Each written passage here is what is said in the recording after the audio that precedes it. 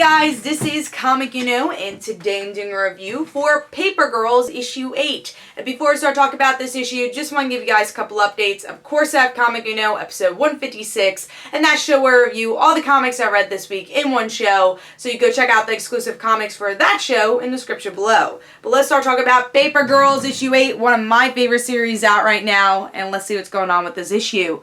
So it looks like Mac's kind of seeing her dead self in the mirror. Now, if you read the last issue, that makes a lot of sense. We have a lot of greenish blue here. I love the colors, love especially the pink that pops up there. And going into the interior art, love the colors for this book. I really like the bright colors, and then going into some of the darker colors there just works really well. And just in general, I love this art style for the book, and it's definitely one of the pluses of the book. Now let's see what's going on with the story.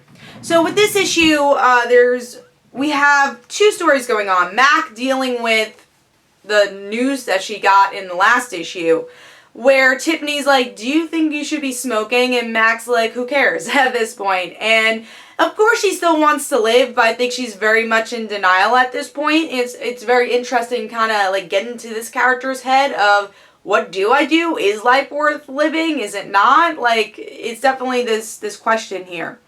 And then the other half is the two errands, and then we have another errand, but the two errands looking for KJ. And again, learning more about themselves at the same time, and about their time too. They have KB Toys, if you remember that. When I was a kid, that closed down. I used to love KB Toys, so I thought that was cool that they made like a little mention of that.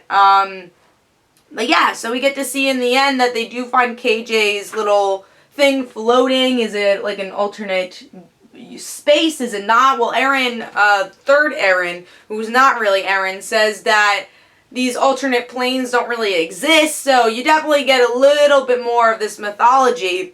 And we find out that KJ's little field hockey stick, after the two Aarons have a heart-to-heart, says, don't trust the other Aaron. And that's the cliffhanger.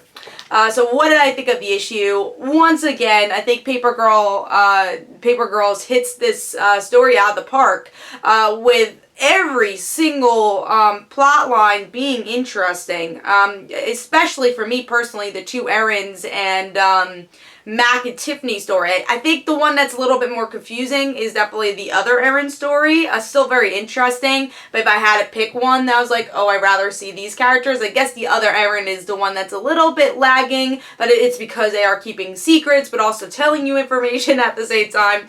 So that's maybe why I wasn't as connected to that storyline, but let's go dig deep. So the Mac and Tiffany scenes were so well done, because it is going into Mac's head of how does she process that she dies, you know, and I think they did a really good job with that, especially with the cigarette scene. And them encountering the other Aaron was cool, that they actually attached those stories a bit more, and you're just seeing more of these ugly monsters, which is just cool for art-wise, and hopefully we learn a little bit more about them and why they're attacking the city and attacking each other. But yeah, I think the one I enjoyed the most is our main characters here, the two Aarons, because you could see that 40-year-old Aaron has a lot of problems, and she's ready to open up about them to young Aaron, but then she's like, well, I don't really want to ruin your childhood, so let's kind of move on. But yeah, I love their connection. I think that's, you know, something I always look forward to the most with the story. But then at the same time, you have that huge cliffhanger of don't trust Aaron. Why? Why not? Why don't trust other Aaron? It's cool that you can even say that in a story, that there's three Aarons and it makes total sense.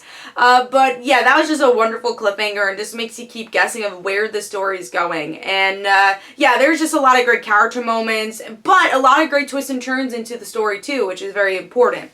So Paper Girls issue 8 is definitely a big contender for pick of the week. I still have 4 more books to read, so I can't say it is pick of the week yet, but it's a big contender. And Paper Girls issue 8, if you're not reading this book, read it. It is so good, and I look forward to it every month. It's one of my favorite titles, so definitely pick that up. Hopefully you guys enjoyed. This is Comic Don't forget to follow me on Twitter. Don't forget to like my Facebook page. Also, description below, there are links for my comic book, Like Father, Like Daughter. And don't forget to like the Facebook page of Like Father, Like Daughter. I'll see you guys later. Bye.